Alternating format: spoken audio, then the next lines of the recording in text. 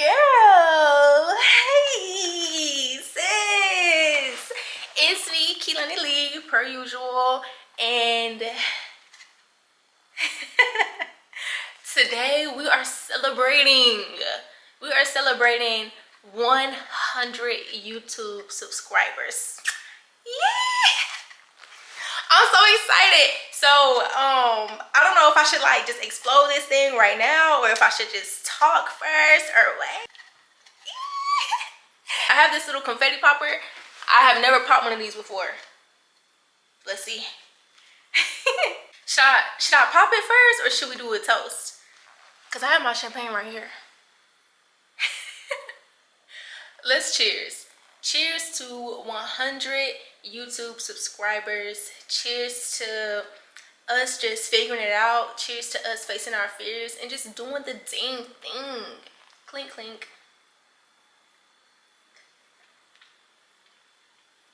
That's good. Yay, let's go.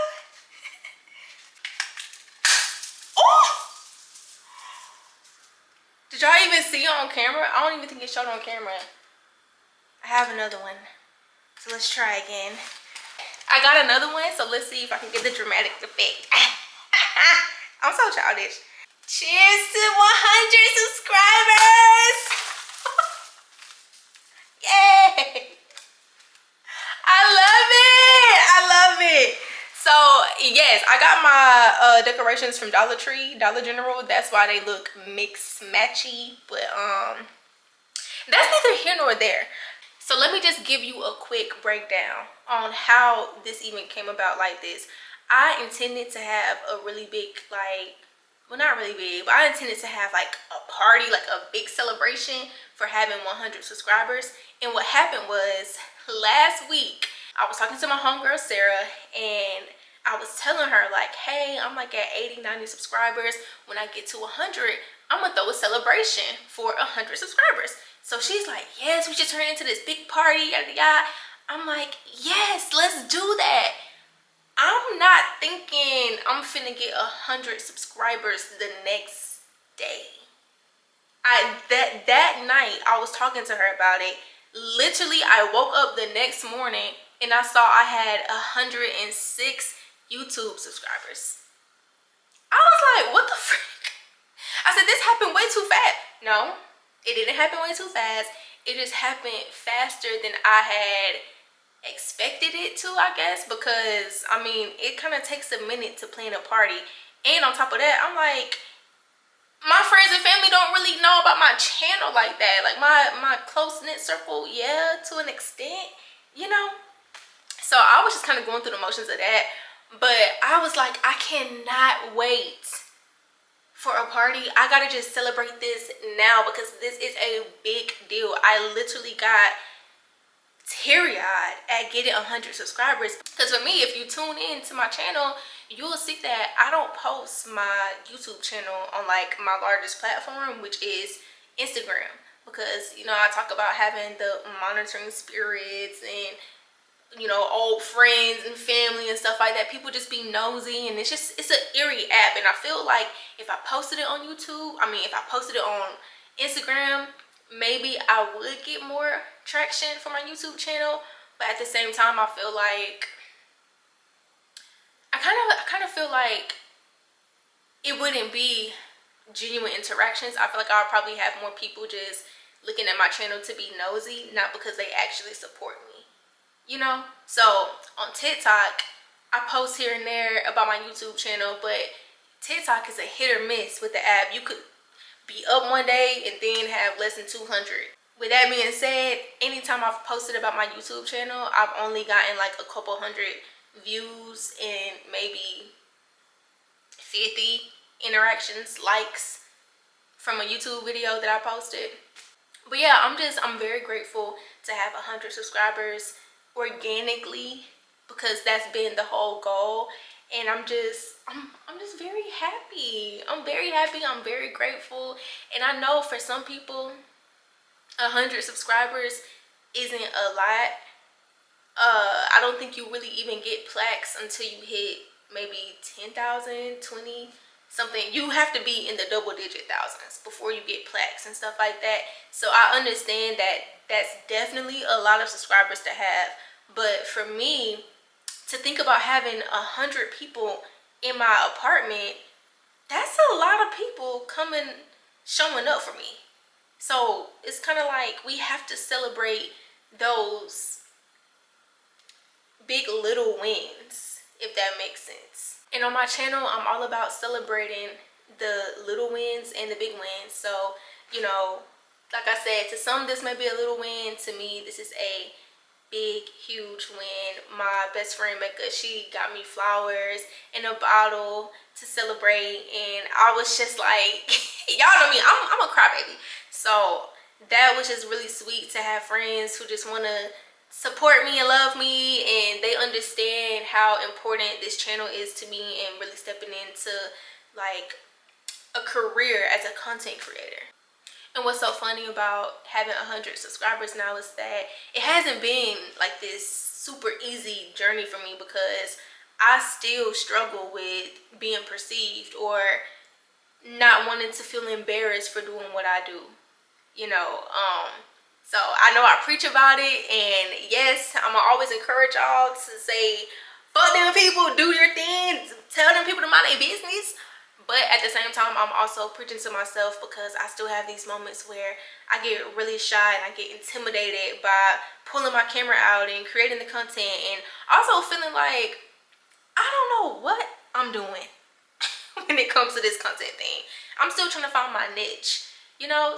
And since I started my YouTube channel, at first I really wouldn't watch other YouTubers, because I've seen videos where people would say like, oh, you shouldn't look at other YouTubers if you're a content creator, because you need to find your own path and this and that, which I get to an extent, because if you're gonna watch and just straight out copy them, then yeah, that's inappropriate.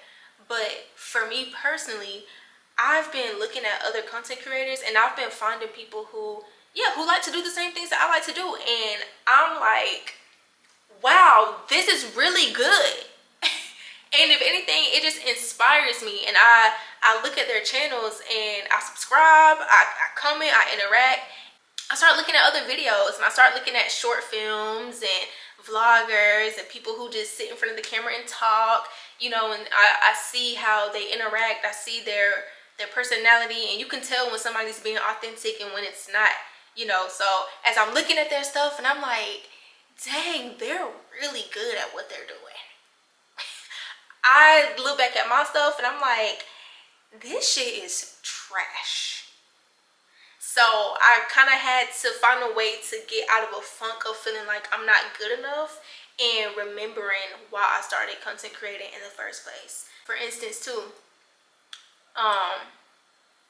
my last 2 videos I posted, I was not going to post either one of those. So the video that I posted about going to the influencer event uninvited, I was not going to post that video, because as I was editing, I didn't like the video. I was like, it had no spark, no razzle dazzle. It didn't seem exciting or fun.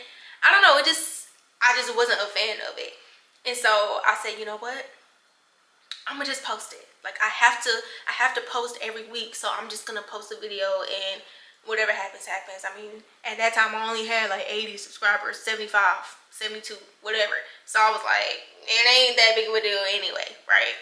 So I saw my friend Sarah, who's in my last video, and she told me that my influencer event video actually inspired her to go out and go to events alone, and to kind of just get over that fear. And she was like, girl, when I saw your video, when I saw the little mishaps you were going through, I just would have backed out.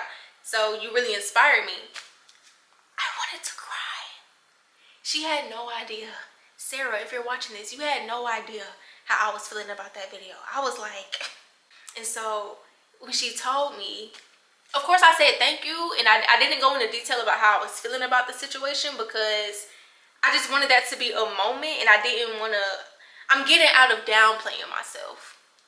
So when she said it, I was like, wow, thank you. But she has no idea like how impactful that was for me, and how confirming it was and assuring that it was for me, because like I said, that wasn't a video I felt proud of, and I was like, no one's gonna like this video. Now, when I look at my videos, that video has the most views, the most likes, the most comments, and I'm like, dang, I didn't even like the video. Granted, it's only like 300 views, but like I said, that's a lot for me. Then fast forward to my most recent video. I think it's called You're Not Living and It Shows. I was proud of that video at the very end. At first, I wasn't gonna post that video because as I was editing, I was like, what is the point of this video? Like, I just have random stuff, which in the end I realized, like, oh, I'm basically saying go out, live your life, conquer the world and your goals, and go alone if you have to, do it scared if you have to, X, Y, and Z. I felt proud of that video at the very end. I'm glad I posted it, but it's not really getting much traction.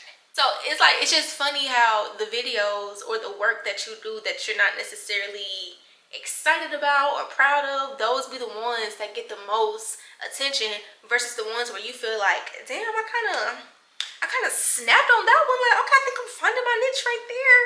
Girl, ain't nobody stay me. Like, that's what it was giving.